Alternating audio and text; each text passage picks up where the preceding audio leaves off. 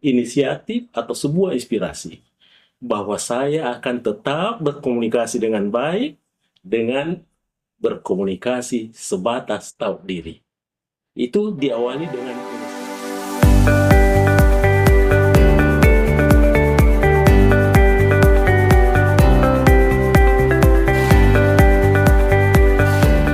Assalamualaikum warahmatullahi wabarakatuh.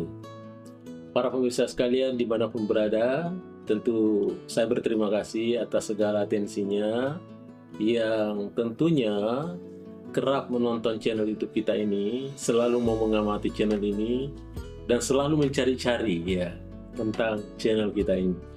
Tentu ini terkait dengan pembicaraan atau perbincangan di seputar komunikasi. Iya, tentu saja sebagaimana yang selalu saya sampaikan bahwa komunikasi adalah sesuatu yang urgent ya, yang urgent tentunya. Ya, baik para pemirsa sekalian, kita jumpa lagi dengan Mr. Koronis. Komunikasi romantis dan humanis. Baik para pemirsa sekalian dimanapun berada, tentu mengawali pembicaraan saya, kita senantiasa mensyukuri nikmat Tuhan yang Maha Kuasa, karena kita diberikan lagi kekuatan, diberikan lagi satu kemampuan ya untuk menyampaikan pesan. Ya, dalam ilmu komunikasi kan menyampaikan sesuatu informasi, menyampaikan pesan itu adalah bagian dari proses komunikasi tentunya. Adanya pesan yang disampaikan oleh komunikator kepada komunikan. Ya. Baik para pemirsa sekalian, tentu saja channel YouTube kita ini selalu bercerita tentang fenomena-fenomena komunikasi. Pada kesempatan ini, para pemirsa sekalian, kita lagi membicarakan satu tajuk, satu judul yang terkait dengan komunikasi tentunya, yaitu komunikasi tahu diri. Ya. Komunikasi tahu diri, para pemirsa sekalian, kenapa perlu kita bahas ini? Supaya tentunya kita tidak gegabah, kita tidak ekstrim ya terhadap sesuatu dalam menyikapi sesuatu. Kenapa? Karena selalu ada pengetahuan tentang diri sendiri. Pengetahuan tentang diri sendiri, berkomunikasi dengan diri sendiri, itu adalah bagian dari komunikasi yang disebut dengan intrapersonal communication. Komunikasi yang terjadi dalam diri manusia, komunikasi yang terjadi terhadap diri sendiri. Bagaimana esensinya komunikasi tahu diri ini? Komunikasi terhadap diri sendiri adalah suatu bentuk komunikasi, suatu kemampuan untuk bagaimana seharusnya kita mengelola diri kita sendiri dalam proses komunikasi tentunya. Bagaimana mengelola diri sendiri dalam proses komunikasi, tentu saja tidak semua ruang harus kita masuki. Karena ada yang namanya tahu diri. Tidak semua pembicaraan harus kita hadir di situ. Tidak semua kalimat-kalimat itu kita harus sambung. Tidak. Karena lagi-lagi kita namanya tahu diri. Bagaimana seharusnya? Seharusnya adalah tentunya kita dengan membuat sebuah kesadaran bahwa area saya sampai di sini, kompetensi saya sampai di sini, pengetahuan saya tentang di sini, sehingga yang mana wajar untuk disambung dan mana wajar untuk tidak disambung. Itulah yang disebut dengan komunikasi tentang tahu diri.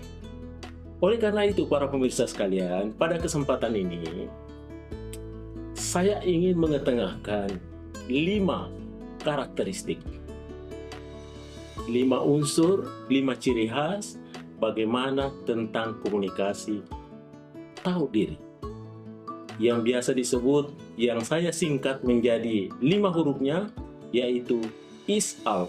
Ya. Jadi komunikasi tahu diri ISAL, I, S, A, L, dan T. Ya, baik para pemirsa sekalian, bagaimana komunikasi tahu diri ISAL? Yang pertama, huruf I-nya itu adalah inisiatif. Apa itu inisiatif? Artinya, untuk memahami diri kita sendiri, berkomunikasi tentang bahwa tahu diri, itu tidak harus datangnya dari orang lain. Tapi itu harus datangnya dari diri sendiri yang merupakan sebuah inisiatif atau sebuah inspirasi. Bahwa saya akan tetap berkomunikasi dengan baik dengan berkomunikasi sebatas tahu diri. Itu diawali dengan inisiatif. Ada kesungguhan, ada kemauan, ada apeksi. Bahwa dia akan tidak ceroboh, ada keinginan yang baik, bahwa dia tidak akan ekstrim, ada kekuatan yang baik, ada nawaitu yang baik, bahwa dia akan bergabung tapi tidak bercampur. Ya, inilah yang disebut dengan inisiatif, kemauan diri. Ciri khas yang pertama itu ya. Kemudian karakteristik yang kedua tentang komunikasi tahu diri adalah bahwa orang yang berkomunikasi tahu diri itu perlu memelihara yang namanya S. Yang kedua itu adalah sabar. Perlu ada kesabaran. So, kadang-kala ketika kita berkomunikasi, menghadapi lawan komunikasi kita, boleh jadi kita sepadan. Tapi belum tentu bisa disambung kalimat-kalimatnya. Kenapa? Karena ada batas-batas tertentu yang membedakan kita antara dia. Kita tidak semuanya harus menyambungnya. Kita tidak semuanya harus menelurkan apa yang kita paham. Makanya di dalam komunikasi, kadang-kala kita biasa dengar bahwa diamnya adalah emas. Boleh saja karena dia diam menjadi sebuah emas.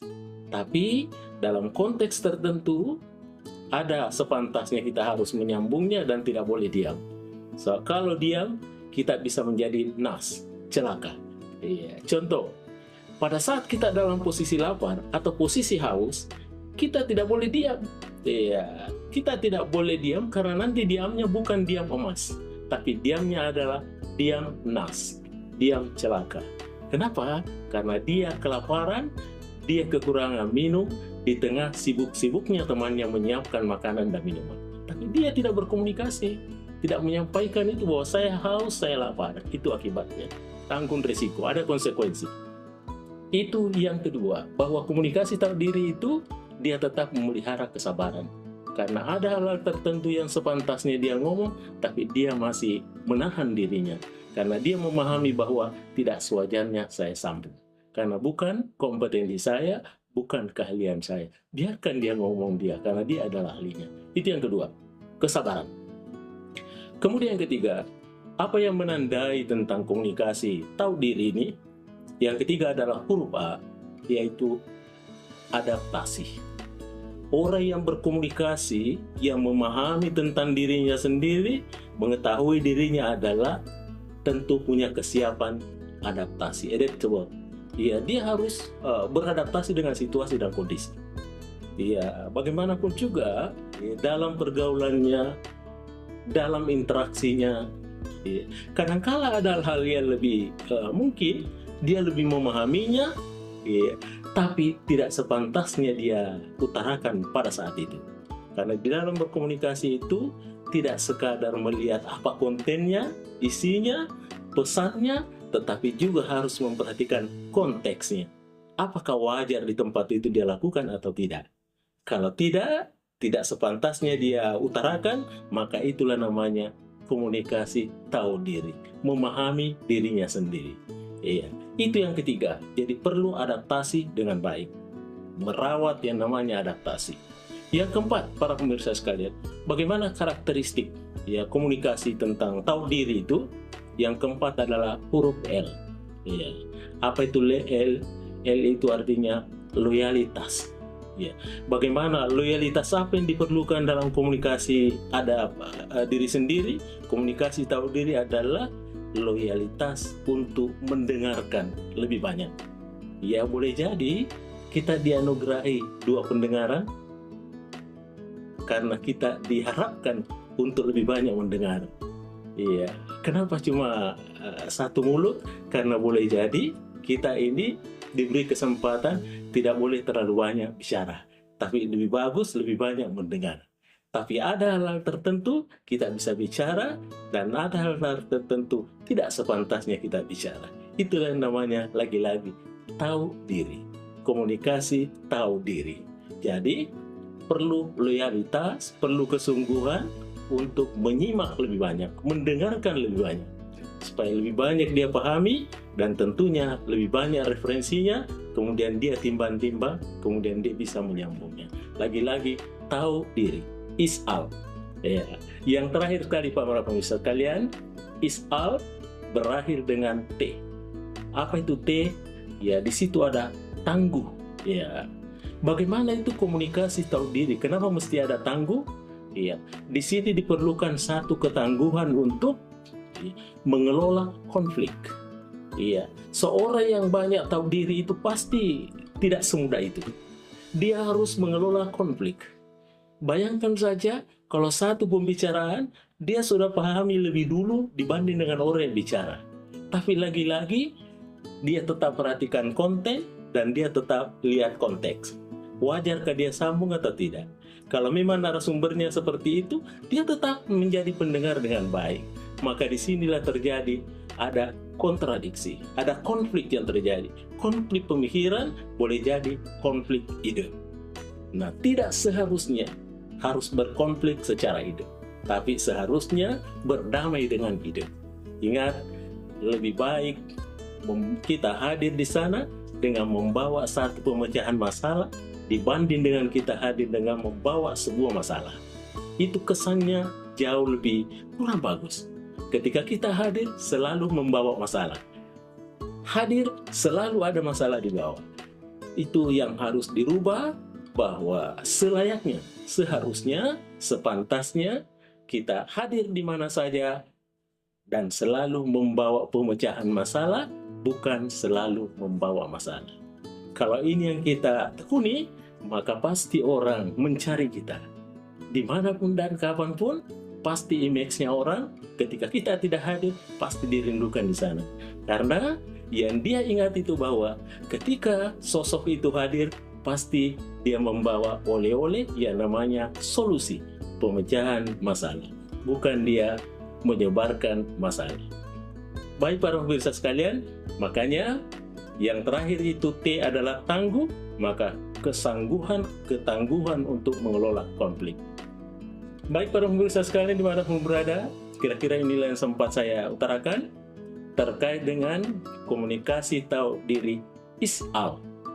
5 hurufnya, yang pertama adalah inisiasi atau inisiatif, yang kedua adalah perlu sabar, kesabaran, yang ketiga harus merawat adaptasi, dan yang keempat diharuskan loyalitas untuk mendengarkan dengan baik, dan yang terakhir adalah perlu ketangguhan, utama ketangguhan dalam mengelola konflik. Baik para pemirsa sekalian dimanapun berada, terima kasih atas segala atensinya, mudah-mudahan ada manfaatnya apa yang kita utarakan, apa yang kita simak pada kesempatan ini. Demikian saya sampaikan, terima kasih. Mr. Koronis mengundurkan diri. Assalamualaikum warahmatullahi wabarakatuh. Mr. Koronis, jangan lupa